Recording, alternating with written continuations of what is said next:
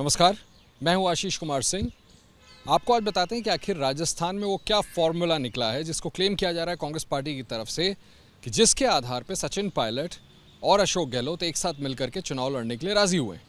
हम पिछले कई महीनों से लगातार देख रहे हैं कि राइवलरी दोनों के बीच इतनी ज़्यादा बढ़ गई है या दोनों के बीच की दूरियां इतनी ज़्यादा बढ़ गई थी कि वसुंधरा सरकार के दौरान जो करप्शन के कुछ मामले या फिर एग्ज़ाम में पेपर्स लीक के इशू को लेकर के सचिन पायलट ने खुद अशोक गहलोत सरकार के खिलाफ बाकायदा मोर्चा खोल दिया था, मौन आंदोलन किया। उसके बाद उन्होंने बाकायदा पदयात्रा निकाली और अब राष्ट्रव्यापी देशव्यापी आंदोलन की भी चेतावनी दी थी कि अगर उन मामलों पे कोई कार्रवाई नहीं होती है तो सचिन पायलट अपना प्रदर्शन अशोक गहलोत सरकार क्यों नहीं कार्रवाई कर रही है इस मांग को लेकर के शुरू करने वाले थे।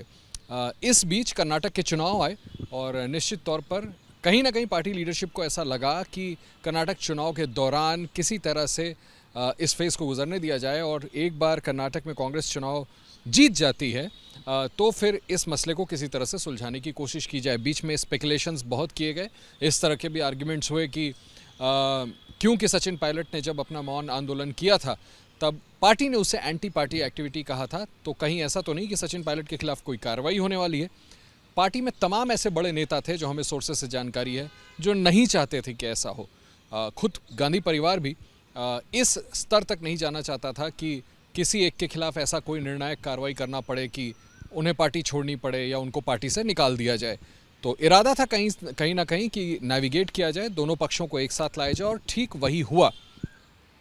राहुल गांधी, कांग्रेस अध्यक्ष मल्लिकार्जुन खड़गे, संगठन के महासचिव वेणुगोपाल, इन लोगों ने मुख्यमंत्री अशोक गहलोत से भी बात की, सचिन पायलट से भी बात की। मुलाकात कांग्रेस अध्यक्ष के घर पर हुई जहां पर राहुल गांधी खुद मौजूद थे, अमेरिका जाने से पहले आए। तकरीबन 4 साढ़े 4 घंटे कुल मिलाकर के ये बैठकों का दौर चला, पहले अशोक गहलोत के साथ और उसके बाद सचिन पायलट आए और उसके बाद वो बड़ी दिलचस्प तस्वीर दिखी जो पिछले कुछ सालों से लगातार नहीं दिख रही थी कि सचिन पायलट और अशोक गहलोत एक ही फ्रेम में नजर आए। उनको संगठन महासचिव के.सी. वेणुगोपाल लेकर के आए और ये ऐलान किया कि जो भी डिफरेंसेस थे उस पर फैसला लेने का हक जो है वो पार्टी आलाकमान पर दोनों पक्षों ने छोड़ दिया और ये तय कर लिया गया है कि सचिन पायलट और अशोक गहलोत मिलकर के चुनाव लड़ेंगे। अब सवाल ये कि क्या जो सतही तौर पर दिख रहा है वही सत्य है या पर्दे के पीछे की कहानी कुछ और है। जब दिल्ली से वापस अशोक गहलोत जयपुर लौट रहे थे और उनसे कुछ मीडिया कर्मियों ने ये सवाल पूछा कि क्या ये मसला सुलझ गया है या इसमें क्या कॉम्प्रोमाइज़ फार्मूला निकला, तो उन्होंने कहा कि सोनिया गांधी का हवाला देकर उन्होंने कहा कि ये तो खुद सोनिया गांधी कहा करती थी कि पार्टी में अगर आप इंतज़ार करते हैं तो इंतज़ार करने वालों को कोई ना कोई फल ज़रूर मिलता है, कोई ना कोई पद ज़रूर मिलता है। कहीं ना कहीं उनका इशारा था कि सचिन पायलट को भी और इंतज़ार करना पड़ेगा। सोनिया गांधी जी ने एक बार कहा था इस अधिवेशन के अंदर, जो धैर्य रखता है उसको कभी न कभी चांस मिलते ही मिलते हैं। बस ये मैंने सोनिया गांधी जी का जो कोट था वो अभी भी मुझे याद है, वो मैं दिल में रखता हूँ। वहीं सोर्सेस का ये भी कहना है कि सचिन पायलट निश्चित तौर पर बैठक के बाद इस बात के लिए राज़ी हुए कि ये ऐलान कर दिया जाए उनकी प्रेजेंस में कि दोनों मिलकर के चुनाव लड़ेंगे, लेकिन जिन बातों को वो लेकर के अपना आंदोलन कर रहे हैं या जिन शर्तों को उन्होंने सामने रखी है उससे ऐसा सोर्सेस का कहना है कि पीछे नहीं हटेंगे। वो चाहते हैं उन पर कार्रवाई हो और जो भी उन्हें भरोसा आलाकमान की तरफ से दिया गया है उस पर फैसला जल्द से जल्द किया जाए। इस बीच कांग्रेस लीडरशिप का भी यही कहना है कि कोई ना कोई सुलह का फॉर्मूला ज़रूर निकल गया है और जल्द इस बात का ऐलान कर दिया जाएगा। अब सवाल ये है कि आखिर वो सुलह का फॉर्मूला हो क्या।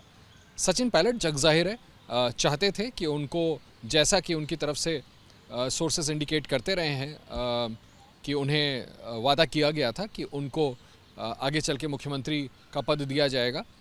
वो चाहते थे कि उन्हें मुख्यमंत्री बनाया जाए, राज्य की कमान उनको दी जाए। बार बार वो कहते भी थे कि कुछ ऐसे स्टेप्स उठाने पड़ेंगे जिससे राजस्थान में सरकार रिपीट हो सके, क्योंकि राजस्थान में कभी ऐसा पहले हुआ नहीं है। जब ये नहीं हुआ तो कहीं ना कहीं इस तरह के स्पेकुलेशंस भी कि सचिन पायलट चाहते हैं कि उनको प्रदेश अध्यक्ष दोबारा से बनाया जाए और अपने करीबी लोगों को वो सही सम्मानजनक अकोमोडेशन चाहते हैं। अब बड़ा सवाल यही है कि अगर वो प्रदेश अध्यक्ष बनते हैं तो क्या अशोक गहलोत को वो मंजूर होगा, क्योंकि पार्टी जब टिकट्स डिस्ट्रीब्यूट कर रही होगी तो प्रदेश अध्यक्ष की बात ज़्यादा सुनी जाएगी। ऐसे में क्या फिर से टकराव नहीं होगा? ऐसे में क्या सचिन पायलट को वापस राज्य में उप मुख्यमंत्री का पद दिया जा सकता है, या फिर क्या कैंपेन कमेटी का चेयरमैन उनको बनाया जा सकता है। अमूमन जिन भी राज्यों में हम कैंपेन कमेटी के किसी को अध्यक्ष बनाया जाता है तो ये मान लिया जाता है कि संभव है कि वो मुख्यमंत्री का चेहरा है। लेकिन यहाँ पर जिस तरह से कैंपेन अपना अशोक गहलोत बिल्ड कर रहे हैं, चाहे वो महंगाई राहत कैंप हो या फिर 19 नए ज़िलों का उद्घाटन हो या फिर जो भी बजटरी अनाउंसमेंट उन्होंने स्वास्थ्य सेवाओं को लेकर के की, या कम रेट्स में खाना, या तमाम और चीज़ें, क्या उसके बाद वो इस बात के लिए राज़ी होंगे कि सचिन पायलट अगर कैंपेन कमेटी के अध्यक्ष बनते हैं तो मुख्यमंत्री चुनाव अगर जीत गए तो अशोक गहलोत नहीं बनेंगे। ये बड़ी टकराव की स्थिति अभी भी ऐसा लगता है कि बनेगी। संभव है कि राहुल गांधी और मल्लिकार्जुन खड़गे से मुलाकात के बाद सचिन पायलट ने जो ऐलान किया था कि वो एक बड़ा आंदोलन करेंगे, वो फिलहाल न दिखे, एक टेम्प्रेरी थॉ देखने को मिले। और बड़ा दिलचस्प होगा ये देखना कि कांग्रेस लीडरशिप आखिर ऐलान क्या करती है। अगर कोई ऐसा समझौता होता है जो दोनों ही पक्षों को एक्सेप्टेबल हो तो निश्चित तौर पर शायद यूनाइटेड तरीके से चुनाव लड़ पाएंगे। लेकिन अभी तक जो सोर्सेज इंडिकेट करते हैं, ना तो अशोक गहलोत अपनी बातों से पीछे हटने के लिए राज़ी हैं, उनकी शिकायतें अपनी जगह हैं जो उन्होंने लीडरशिप को बताई, ना ही अपनी मांगों से पीछे हटने के लिए फ़िलहाल सचिन पायलट राज़ी हैं। कॉम्प्रोमाइज़ यानी कि हम ये कह सकते हैं इसी आधार पे होगा कि जो शर्तें दोनों पक्षों की तरफ से रखी गई हैं उनका कोई बीच का समाधान निकले जो कि दोनों को ही एक्सेप्टेबल हो। ऐसा हो सकेगा कि नहीं हो सकेगा अभी कठिन लगता है, देखना होगा आने वाले समय में ये कैसे पैन आउट होता है और आखिरकार कांग्रेस नेतृत्व इस बारे में क्या फैसला करके ऐलान करती है।